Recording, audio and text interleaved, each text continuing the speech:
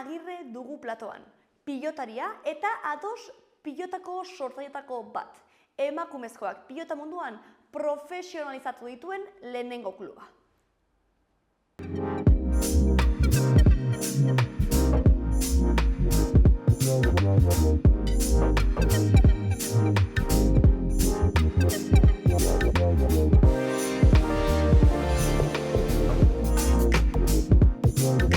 Ongi etorri, Jera. Eskerrik asko. Zer modu zaude, ongi? Ongi, gaur katarro pixka harrapatuta, baina, justo. Beti gertatzen da, horrelakoetan, gertatuta, justo gaur estarria gaizki, baina, bueno. Ez, baina aguantatzen digun. Oso ongi. Bestela komunikatu gara, laguntzaileekin, igual, karabelo bat botako dizutela. Bai, horrelakotan batzuak izu batutan ematen dune, baina, espero aguantatzea. Bai, oso ongi. Kristalesko zabaia deitzen den programa honetan, pixka bat, horretaz mintzatuko gara, baita ere, zure esperientziatik, azkenean ados pilota kluba edo sortzailetako bat zara, eta nola ikusten duzuzuk kristalesko sabai hori edo haunitz daude, baina igual pilotaren munduan. Oraindik sabaian ikustea handia dela, arrakala txiki bat egin diogu, eta nik uste ados pilotak hortan eukidula bere garrantzia, 2021an sortu zen, oraindik nahiko berria da, guretzat batzutan presaka edo ikusten dugu gure burua emaitzak azkar lortu nahi ditugun hortan, baina egia da 4 urte bakarrik direla sortu zenetik, eta urrats garrantzitsua behingoz duela 1 urte egon ziren emakume profesionalak, erraketistak zirenak, eta pixkat bide hortatik tiratuta, gaur egun esan dezakegu emakume pilotari profesionalak ere daudela, eta hori lorpen handia da guretzat, eta ea beste 1 urte hauetan ez den gero azturara ematen berriz ez. Nola izan zen momentu hori, azkenean noiz ikusten duten hau aldatu behar da, badagaude emakume pilo bat orain pilotan sartuta, baina baita ere, gero beti gertatzen da, baita ere palara igual bideratzen zirela emakumezkoak, ez? Bai, hori da, azkenean guri gertatu zitzaiguna gehienei izan da, 7 urtetan edo hasten ginela eskuz jokatzen, baina 3 urte aldera edo bideratzen ziguten beti herramientara zuk esan duzun bezala jokatzera. Orduan gure ibilbidea seko mozten zen, eta eskupilotan ez zegoen atera biderik.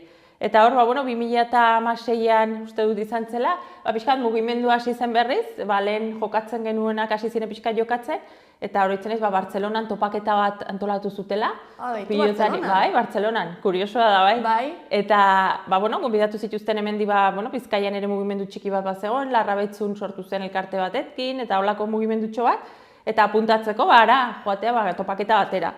Eta ara non, azaldu ginen, eta esaten ginen, nola da posible, zenbat emakume, ez genuena elkarren berririk, eta denakan, eskuz jokatzen bagenekiena, baina bere garaian, gehienak utzi genuenak jokatzeari, eta hor pixkat hasi ginen esaten ze pena, hemen badago gaia, eta oneri eman bartzaio pixkat forma, eta nola gure betiko, guri herramientan jokatzea gustatzen zitzaigun, baina eskuz zen gure ametsa, eskuz jokatzea. Orduan ikusi genuen bidea, igual posible zela zerbait egiteko, eta horra hasi ginen elkartzen, da, elkartuta batez ere entrenamenduak adostu, pixkat maila hartu, azkenean errez esaten da, baina ia 15-20 urte eskuz jokatu gabe egotea eta gero berriz itzultzeak lan handia suposatzen zuen, eta hor pixkat entrenamendu aldetik eta nolabait elkarrekin lagunduta, horrei buelta eman zitzaion, eta gero ikusten genuen estruktura bat ere behartzela, Claro, bai. Azkenean, igual, ematen zuen, pixkat teiatutik hasi ginela, batean, zer ez egotetik, telebistan agertzen ginen, ematen zuen, horrekin, ematen zuen dena egina zegoela, baina aldi berean, baina oinarririk gabe, eta pixka bat horri, antolaketa horri forma eman nahian, eta betikoa, esaten genuen, ikusten genuen formatoa ere, emakume masterkat zen, baina berriro ere zegoen formatoa zitzen gustatzen, azkenean, 2 partidu jokatu, ateratzen ziren telebistan, baina horrek ez zizun inolako estaldurarik ez errematen, eta esan genuen, bada garaia guk gure algune bezala hartzea, denak elkartuta, zerbait potentegoa sortzea, eta batez ere, aukera ematea zergatik ez, emakumei profesionaltasun hori edo bide hori irikitzeko, bai. Lehenengo sabai hori, beti da indarraren kontua, hau da, zergatik ez beti palara bideratu, indarraren kontuagatik da edo... Bai, nik esango nuke, bueno, hor beti egitetzen topo, bai, indarralde batetik, gizonezkoen kontra mistoan, oso zaila da jokatzea, adin bat arte, posible da, ez dago arazorik, baina adin batetik aurrera indarrean dagoen, bai, hori da, hor dagoen aldea handia da, orduan, bueno, hasten zara mutiekin jokatzen, eta indarrean bakarrik normalean ongira azten dizute, bai, indarrangatik. Baina gero ere, hasten ziren, eskuak, ez, egia da, bueno, fisiologikoki eskuak ere ezberdin ditugula, eta orduan hasten ziren pilota oso gogorra bada, ez zara gai izango ere pilota horrekin jokatzeko, baina ez ziguten kasi, ez da probatzen utzi, Claro, eske hori da gaia beti ere, ez? Osea, ja, sabaia jartzen dizute, baina ez dizute saiatzen uzten, ez? Hori dago, da, pues ya está. Hori da, ez? Gero zuk erabaki dezakezu, min ematen dizun, edo moldatzen zaren, edo ez, edo zen kiroletan bezala, ez? Baina ez ziguten ez da aukera ematen, ez? Ikusten zuten ja, ez zela neskentzako kirola, ez? Herramienta errexagoa zela, indarraldetik, bueno, golpeo aldetik, dena errexago ikusten zuten, eta eskura, ez zuten ikusten hor aterabiderik zegoenik, ez? Eta orduan ere zailagoa zen, elkarren arteko komunikazio ere, errexagoa, ez? Interneta dela, WhatsAppa dela, ikusten da, errexagoa harremantzen zinela, ez? Baina orduan, ez jakintasun hori ere, hainbeste neska zeudela, baina herrietan banakatuak. Orduan horrek ere eragin zuen bere garaian, bai. Ni oroitzen naiz, ni herri batekoa naiz, eta oroitzen naiz, zegoen neska bat behan dueza, eta... Ezagutzen dut, palan ere berak iribidean, ez? Palan ibiltzen da, eta nahiko ongi, baina momentu horretan, ez, bazen neska bakarra, ez?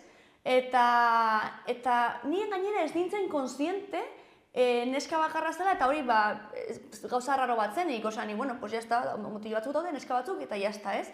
Eta gontzen momentuan, non desagertu zen, ja ez zuen pilotan jokatzen, ez? Beti ikusten genuen pilota partioetan, eta baten, non dago, bea, ja ez du pilotan jokatzen, ez ni? Arretzen nintzen ez, komo no gaztar? Osea, bea, ez dugu pilota, eta ez, horrein dago palan. Eta gero berarekin helduak ginen eta batzutan egin dugu honetaz, eta egontzen momentu bat, bueno, pues ya, emakumezko zara, orduan pala mundu. Hori da, baina pena izan zen elkarrekin komunikazioa edo orain ere federazioek ere lan hori hobeki egiten dute, ez? Elkar komunikatu, ikusi elkarte bakoitzetan zen bat aur dauden, baina orduan ez genuen elkarren berri, orduan pentsatzen genuen gu ginela bakarrak ibiltzen ginenak, horitzen ez gu behin ez da bertatik bertaran bere garaien bat zegoela programa, txiki-txikia ginela atera ginen, eta telefono bat ematen genuen, etxeko telefonoan beste norbait jokatzen badu pilotan, abisatu, beraien kontra jokatzeko, ez? Ez genuen norekin, da aritzen baginen, mutinen kontra aritzen ginen, baina oso bide motza egin ziguten, 13 urte arte edo gutxi grabera, eta hor ja, denak erramientara pasatu ginen. Eta baita ere, komunikabideen alde hori eraipatu duzu, zure ustez, komunikabidetik batutan gertzen da, saiatzen direla, ez dakit, erakusten, emakumezkoen kirola edo emakumezkoen gauzak ere, ez dakit, hoien alde jokatzen dugu, ez, orduan asasten dira, baina igual esaten duzuna, ez, a ber, baina orain parafernalia guztia, baina eske benetan ez dago... Baina zuk esan duzu gehiago, ez, askotan guri iritzen zaigu, emakume izateatik bota behar da eta botatzen dut, baina ez egitan sinisten dudalako bota behar dela, eta hor dago aldea, ez egitan sinisten dutelako zerbait lortu duzula, pilotan ongi jokatzen dugula, espektakulo duin bat ematen dugula, ez da hori, oinarrian da, emakumeak daude eta exigentzia bat dago, edo gizarte aldetik ere eskaera bat dago, bota behar dira, eta sartzen dut, ez? Baina sartzen du pixka eta akaltzador esaten dena, ez? Sartzeagatik. Eta guk gure eskaera eta, bueno, errebindikazioa ere hori da, ez? Azkenean,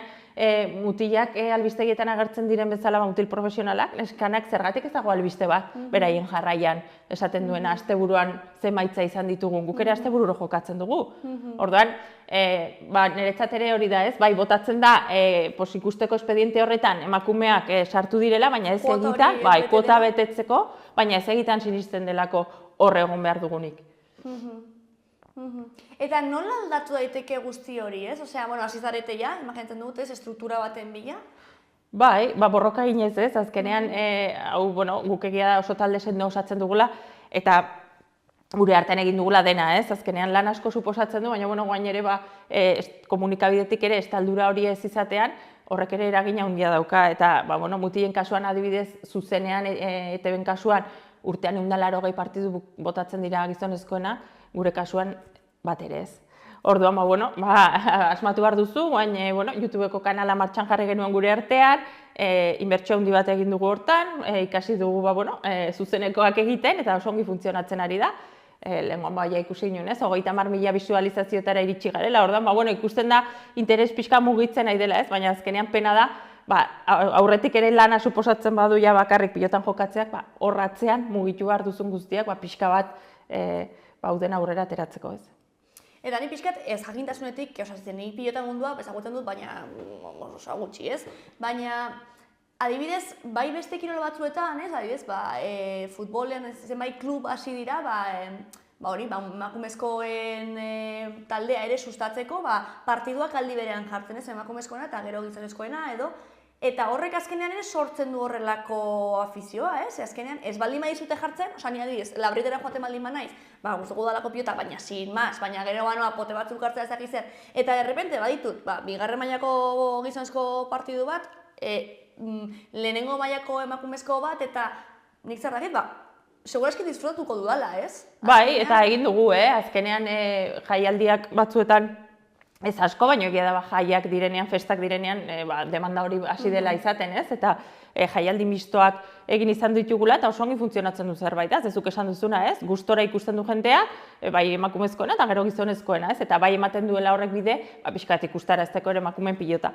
Baina horre ere, azkenean sartzen da pixkat negozio asuntoa, ez? Azkenean gizonezkoenak ere bi enpresak regulatzen dituen zerbait da, orduan, klaro, uztarketa horretan ere, ez da hain ongi ikusten, ez? Emakumeak ere muturra sartzea. Ze azkenean, usten dute sartzen, baina ikusten badute pastelaren zati handiegia jaten hasi zaitezkela. Orduan ja, ez zara oso ongi ikusia izaten.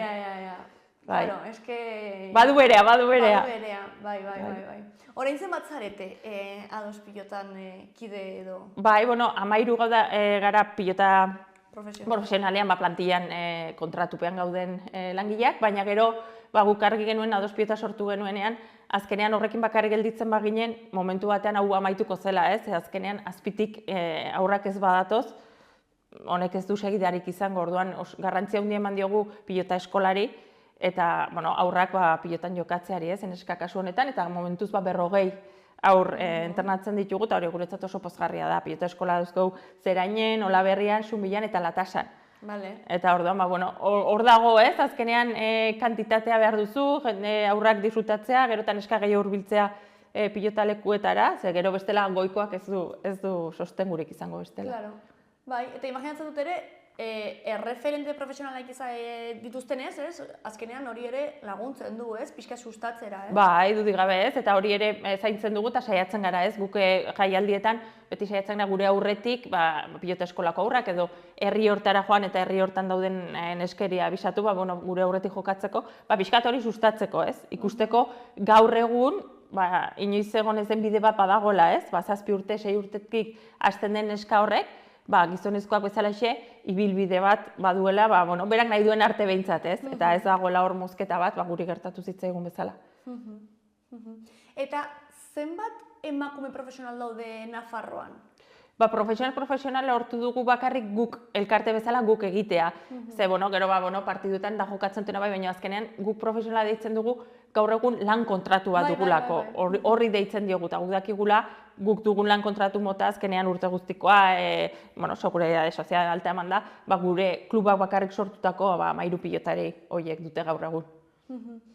Eta gainontzekoak, maila igual berdina dutenak, baina ez daudenean horretan, hori zergatik ez da posible, edo zergatik ez dira horretan sartzen, edo zein dira...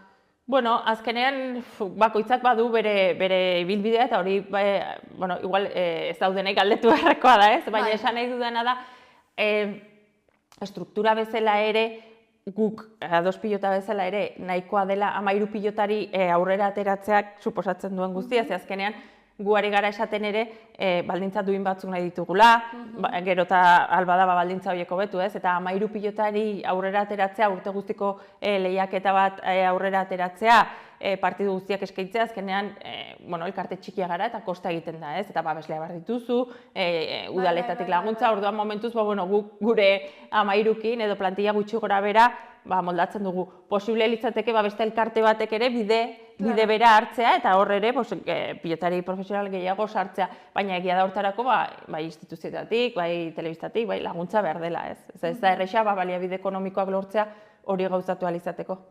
Zuek zenolako, sabaiak edo zenolako arazoak ikusi dituzue justamente estruktura hau sortzerakoan, baliabide horiek eskatzerakoan edo... Hasieran asko kostatzen da, ez? Azkenean babesle baten bila joaten zarenean, eskaintzen diozu pilotan jokatzen duzula, baina azkenean berak ikusgarritasun bat behar du.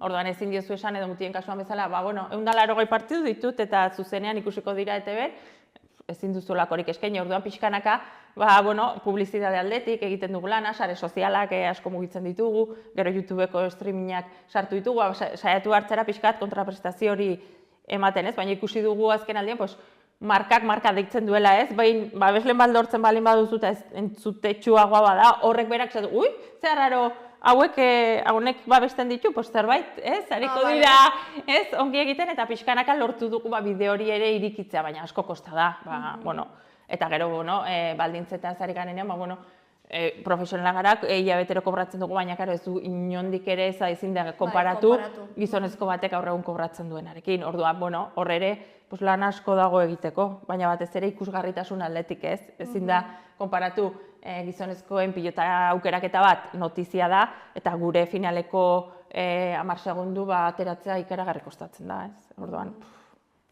hor lan asko dago egiteko, eta gero, pilotalekutara jendea ekartza ere kosta egiten da, oraindik ere gizonezkoan kirola izan da bizi guztian. Askotan ere konparaketan sartzen gaituzte oraindik, eta horrek ere pixka bat kosta egiten zait konpara. Guk ez dugu pilota 8 bota, beste jokatzeko modua da, pilota ere momentuz egokituagoa dago gure eskuetara, eta daude alderaketa batzuk, baina beste kiroletan gertatzen den bezala, ez? Baina egia da, orain arte kosta egin dela pixka bat ere hori ikustaraztea, ez? Eta pilotalekura ere jendea erakartzea kostatzen da, orduan pixka bat dena, ez? Pixkanaka joaten da aurrera, baina lan asko dago egiteko, bai. Eta adibidez, horrelako frustrazio momentuetan imaginatzen dut, ez? Azkenean, esaten duzuna, ez? Fitxatu duten berri bat ateratzen da zaizen bat minutu telebistan, eta zuen finala 10 segundo, ez? Horrelako egoerak frustrazioa sortzen dutenak imaginatzen dut, nola kudeatzen dituzu? Hau da, zein dira zure mekanismoak momentu horietan esateko, Mekanismo handiena maitez, bien artean azkenean bera da, berakin batera igual eramaten dugun pisu gehiena ez, eta gero talde handi bat dugu, eta azkenean gure ardatza edo esango genuke ados osatzen dugunok, familia handi bat osatu dugula ez, orduan elkarri dugun babes horrek laguntzen dizu aurrera tiratzen. Normalean bat baju balin badago esan ez du merezi, hainbeste lan egiteak hau da desastre, ez dakitze, norbait saltatzen eta, ez da hainbesterako ez dakitze, beste batek esaten du, venga, ingo dugu modu, eta azkenean, familietan gertatzen den bezala ez, pixka baju zaudenean, beste norbaitek ematen dizu igual bultzada hori ez, baina egia da, momentu gogorrak bizitzen direla batzutan, eta batzutan ere esaten duzula ez, mereziko du ez, esaten duzu zure buruari, ostra, lan asko da eta ezakit egitan eskartuko den edo atzetik jarraipena izango duen, ez? Eta batzutan frustrantea da zuk esaten duzuna, eta atzo bertan edo ere telebistari begira, ez? Bi zestalari zeuden eta minutu bat zen programa eta galdetzen zuten, noiz eman zuten beraien lehenengo musua, ez? Bai, olako galdera batzuk egiten zituzten, ezagutzeko elkarroek eta ezakiz eta nire ere boraita. Eta hori, ez? Ikusi behar dugu hori da albiste bat, eta gori gara jokatzen binakako txapelketa bat, non 50 partidu jokatu behar ditugun, oso ongi ari garen, eta inorrek ez daki jokatzen ari garela, ez dira gai ez da emaitza bat emateko, ez orduan batzuetan. Kosta egiten da, zehatzean lan handia dago, eta ikusten duzu batzutan, erantzuna bestelako izan barko litzatekela, ez. Egia da, baduzuela, datozen belaunaldiak badaudela ez horretan, ez gehiago hasi da eskola, ez, eta areta emakume gehiago daude edo aur gehiago daude. Bai, dutik gabe, eta ez bakar gure pilota eskola, baizik eta, behintzate pilota eskola guztietan orain, neska pare bat, 3 neska egoten dira, orduan, orain gutxi da, eta lanaketa handia egin behar da, egia da beste kirolak ere, indarra hartzen ari direla, ez, nahiko globalizatua dago ja kirol mundua ere, eta futbolak adibidez, eta emakumezkoenan ere garrantzia handia hartu du, zergatik, bisibilizazio hori ere igual futbolaren asko egin da, eta horrek ere gaztei tiratzen die, ez? Eta baina egia da, konparatuta gure garaitik, elkartetan aurra asko daudela, eta hori pozgarria dela, eta segi beharko dugu sortzen, ez? Azkenean, kantitatea behar da, ez? Kalitatea esaten da nahi balin bada, baina aur asko behar dira hortarako, eta oraindik ere aurren neskak gutxi dira mutilekin konparatuta. Eta profesional bazarete ere, esaten duzuna, zuen soldata ez da haiena bezalakoa, ez gizonezkoena bezalakoa. Zer egiten duzu, beste lan batzuekin partekatu? Hori da, ez? Azkenean, askotan edo beti eztabaida ez, esan digute, eta hori ere kostatu zaigu asko sinestaraztez profesionala garela, ez? Egiten zen bereizketa zen, ez zarete eta hortatik bizi, ez? Ja, baina zenbat kirolari daude hortatik bakarrik bizi daitezkenak, pilota munduan badaude, bai, baina, bigarren mailan dauden gizonezko batzuk ere lanean ari dira, beste lan batean esan nahi dut, eta gero pilotan jokatzen dute. Eta nesken kasuan, noski, beste lan bat izateko behar hori badagoela, horrekin bakarrik ezin delako bizi, baina, uztartu behar dira pixka bat bilan horiek, ez? Eta hori ere, beste sabai bada, ez? Neri ere gustatuko litzaidake goizean 9:00etan jeki gozaldu eta entrenatzea joatea, ez? Baina nik jeki gozaldu nire lanbidea irakaskuntza da, orduan irakasle lanera joan behar dut, handik atera behar dut, eta gero, arratsaldea aprobetxatu behar du entrenamentu hori sartzeko, ez? Edo, ama ere manaiz, orduan askoz ere, zaitasun gehiago dauzkago, eta gainera gero exigitzen dizute, ez? Maila ematea, baina eske gure baliabideak ere ez dira... Ez da berdina, ez? Nik ere, egunero egingo banu hortara bakarrik dedikatuko banintz, nik uste dut, maila ere bauetuko litzatekela, ez? Eta hortan ari gara ere, entrenamentutan, profesionalizazio hori ere nabari ditu dadila, baina, karo, pilotariari exigitzen zaiona, asko da. Ikusi izan dugu gure partiduetan, partidua bukatu, laneko buzua jarri, eta zuzenean, 8:00etan bukatu eta 10:00etan fabrikan sartu hartzera lanean. Orduan, karo, hori gogorra da. Eta gero egunero jasaten duzun zama ere, ez? Batzuetan oso nekatuta iristen zara etxera eta zintan jarri behartzara pixkat korrik egiten. Orduan, karo, mutilezkoekin konparatuta. Hainbitza askoz ere errazatuagoa da, eta horren enfokatua, eta horrek laguntzen du pila bat. Eta luxua, ez? Zuk nahi duzun hortaz bizitzeko aukera hori izatea, ez? Baina alde hori egotea beti ere, emakume eta gizonezko zaren lako, ez? Ezen nahi dut guri ez digute aukerarik ematen, eta gizonezkoak aukera hori badute, ez? Eta horregatik zen borroka hau ere, zergatik. Nik beti Maiten eredua hartzen nuen, eta Maiteri berari esaten nion, ez? Maitek bizitza honetan irabazi daiteken guztia irabazi du. Pilotan palan munduko txapeldun izan da ezakitzen bat aldiz, ezin da ez da palmaresa zuzenean esan, irabazi duen guztiagatik, ez? Eta ados sortu zen arte, ez da izan profesionala. Claro. Eta esaten nuen, egitan, hainbeste irabazi duen pertsona batek afizionatu mailan, zer gehiago egin behar du profesionalizateko? Egitan erretiratu behar dela emakumezko pilotari hau profesional izan gabe?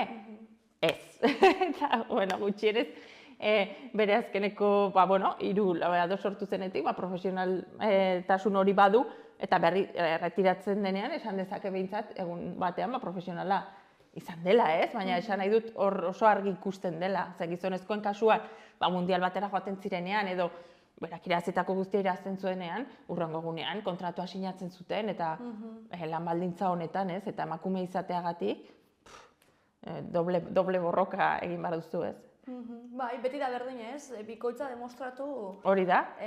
Gainera, baliabide gutxiagorekin, eta esan duzuna, ez gainera, amatasunaren kontoia beste movida bat da, ez? Horrek ere, hori beste gauza. Hori da beste gauza bat da, ez? Baina, azkenean ere baldintzatzen duna zure kirol ibilbide horretan, amaizaten mazara ere hor geldiune bat egin behar duzulako, eta horrek fisikoki eragiten dizun guztiarekin ere, badu bere eragina, ez? Eta meritua ere horri buelta eman, eta berriz ere hor sartzea, baina horretarako laguntzak behar dira, eta gu lortu dugu, behintzat baja bat izatea, aseguru bat izatea, hori dena, guretzat pentsa ezina zena gaur egun badugu, ez?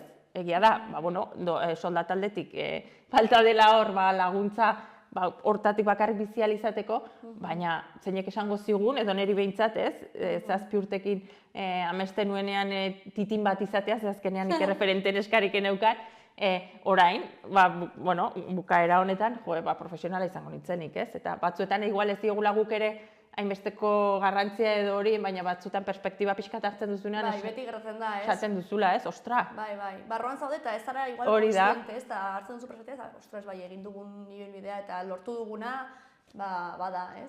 Bai, eta horrekin pozik ez, egia da, nekagarria ere badela, eta askotan esan duzun bezala, gogoa ematen duela pixkat gelditzeko, edo, ze azkenean zure bizi erritmoa ere pixkat hortara bideratzen duzu, ze antolakuntzan sekulako lana eskatzen du, prestaketa fisikoak eskatzen dizu, eta azkenean, hor biziraun behar duzu ez, pixka bat, baina gero ikusten duzu azkenean merezi duela sortu duzun horrek, ze bakarrik ikustea ez, eta aurrekoan adosen bertan topaketa bat egin zen eskolako pilotari gehienak etorri ziena, eta ikustea, ostra, 40 aur dituzula hor eskupilotan eskak, eta batzutan emozioa eta dena ematen dizu ez, hain gutxi edo izan garenean, eta zure aukera etzenean inoiz pilotari izatea edo etzizutenean eman, orain ikustea beraiek badutela, emozio pixkat ere sortzeizu. Eta, kuriositatez, gizonezko profesionalen aldetik egonda babesa? Ados pilotaren alde edo bai, haiek behintzak ere esateko, agian ere emakumezkoak sartueko lirateke edo... Ez, nik uste dute, kasu horretan gizonezkoi ere askotan gertzen zailen nahiko individualista bihurtzen direla, ez? Esan nahi dut, beraiena ongi dago eta ikutzen ezen bitartean ni ongi nago hemen, ez? Eta orduan, printzipioz gaizki ez dute ikusi eta tokatu garenean beraiekin partiduetan edo, mistoa ez, baina aurretik jokatu eta gero ondoren beraiek edo egin denean, harreman ona, agurtzen gaituzte, baina ez da inor guzti ere esan ez joe, ez, hauei aukera bat eman bartzaie, ez, azkenean, eta ikuste kirol gehienetan gertatzen dena, ez, ez da lortzen ez dara gizonezkoek pausu hori ematea esan ez joe, bai, merezi dute eta aurrera egin behar da, ez? Beraiek mantentzen dira beraienean, eta etortzen badira atzetik, ongi, dut esango gehiegi, baina ez dira bustitzen, ez? Eta nik uste futbolean ere gertatu zela, ez? Horrek ere potente bat egin zuten beraien soldata hobetzeko, eta hor bazuten aukera ere gizonezkoek, ez? Ateratzeko eta esateko zerbait, edo babesten ditugu, edo egin daitezke gauzak. Baina normalean gelditzen dira pixka bat hortxe, ez? Beraiena gehiegi ikutu gabe, eta bai. Ze, egon dira kasuak ere, horaitzen naiz ez pilota munduan egon zela momentu bat, horaitzen ez laso bota zutela, eta egon zen hor greba moduko bat, eta egon zen babesa ez, individualistak, bai, guztiok bihurtzen gara oso individualistak, baina azkenean badago ere momentu batzutan, hau ez da bidezko ez, orduan honen kontra joko dugu ez. Bai, hori bai izan zela, pixkat, arrarore, orain ertzetzelako ikusi ez, babes hori eman zutela, eta horregatik daude gaur egun ere laso eta begira zemaiatan ari den, ez, eta hor eskertzeko eukizuten batasun hori, baina batzuetan, errezagoa izaten da etxeko gauzen ninduen, bestea, kanpokoari bide ematea baino, ez, eta gero, beraiek azkenean ere enpresa bateko langileak dira, ez, eta gutxitan ikusiko duzu ez, langile bat enpresaren egia da, kontra edo, presioa edo, hor pixkat mugitzen, ez, azkenean beraiek langileak dira, ulergarria dare bai, beraiena egitea, baina egia da, babes hori balego, guretzat errexagoa izango litzatekela, ez. Eta enpresatatik, ez baiko batetik edo, ez da inoiz atera? Ez, azkenean hor esan dizudan aleno, ez, nik uste dut beraien gandik, enpresetatik ez dela aterako, non oso argi ez duten ikusten etekin ekonomiko handi bat eman dezakela honek. Orduan, ikusten balin badute etekin ekonomiko handi bat eman dezakela emakumeen pilotak, nik zalantzarik ez dut beraien plantilla profesionala ere aterako dutela. Baina ikusi behar dute horrek, bere tarta horretan ematen diela, ez? Eta hori ikusten ez duten bitartean, edo hain argi ez duten bitartean ikusten dut ez direla mugituko. Kontrara, ikusten badute gure mugimendua gehiagia handituko balitz, hor ere, badakit, harrirema jarriko digutela, ze azkenean, presak dira eta bakoitzak egiten du berea bizirauteko.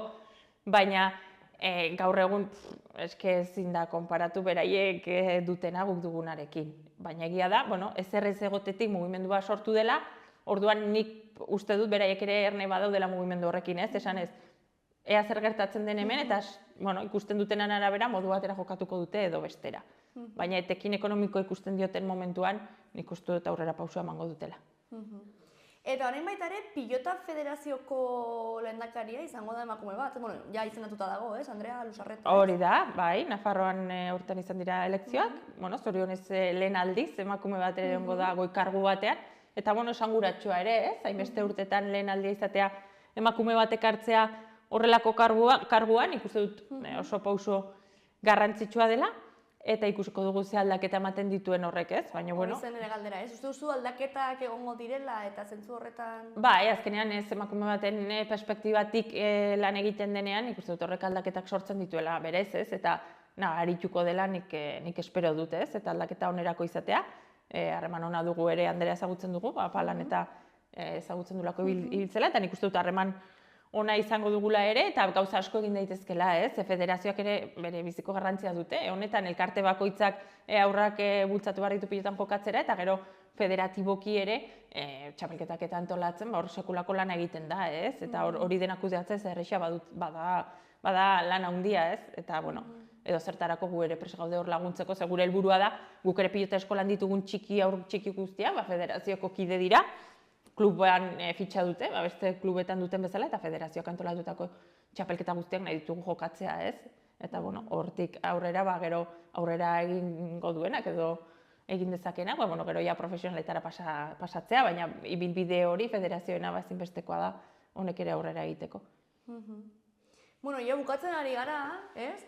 Baina jakin nahiko nuke, alde batetik nola ikusten duzun pilota mundua eta emakumezko pilota mundua hemendik ezagit 5-10 urtetara.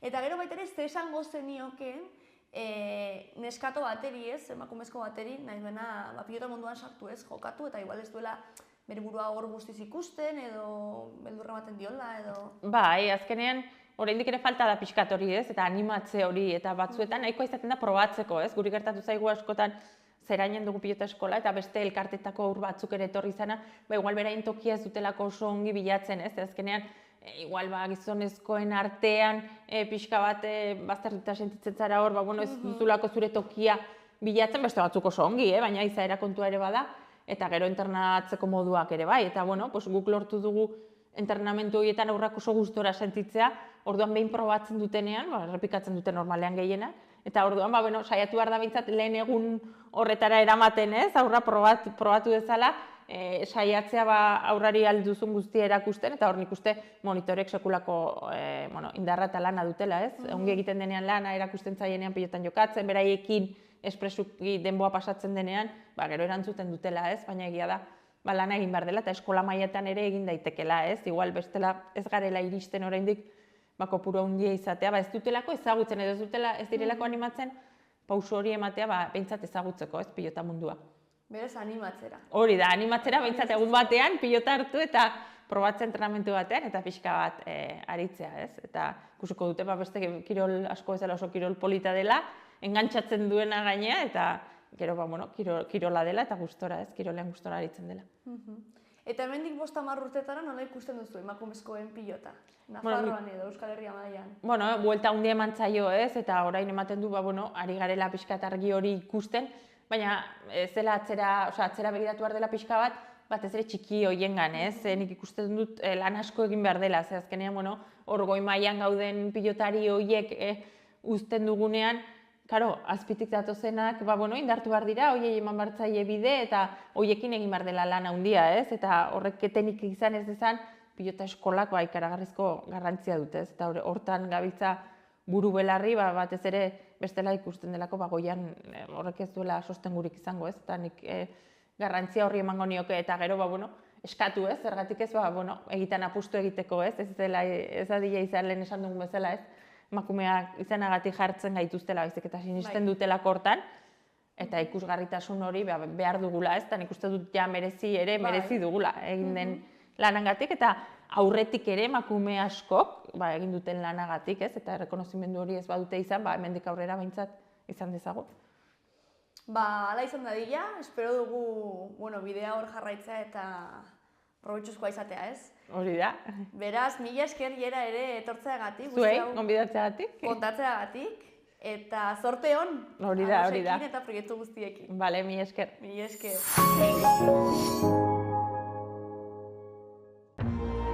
Gobierno de Navarra. Nafarroako gobernua.